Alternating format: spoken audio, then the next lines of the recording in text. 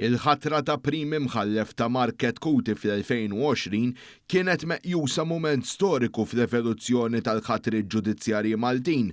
Għall-ewwel darba l-ogħla kariga fil-ġudikatura imtriet wara kunsens bejn il-Gvern u l-Oppożizzjoni. Saħqet dan f'kitba ta' opinjoni fuq il-Gazzetta Malta Today mill-avukat Deborah Xkembri fejn tkellmet dwar ir-riforma fil-ġudikatura brabta ma' ħatriet importanti f'pajjiżna wara r-rapport tal-Kummissjoni Venezja. Hija spjegat li qabel in-nomina ta' Prim Imħallef kienet effettivament formalità kostituzzjonali.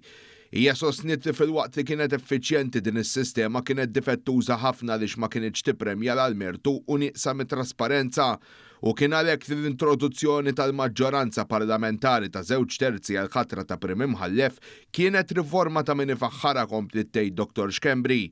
Madankollu hija sostniet li l-Gvern kien wisq ottimist li kull mexxej ta' partit politiku se jaġixxi bis-sewwa. Saħqet li l-aġir tal-Oppożizzjoni żamm li mara kompetenti ħafna, akkademika, effiċjenti u rispettata tokkupa din il-kariga.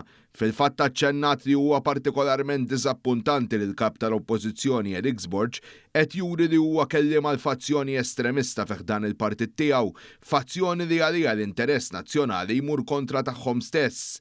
Dr. Deborah Xkembri qalet li kieku l-Gvern ma aġixxix fil-ħin, Malta kienet tirriskja kriżi kostituzzjonali bil-kariga ta' Prim Imħallef titħalla vakanti u mingħajr ebda soluzzjoni.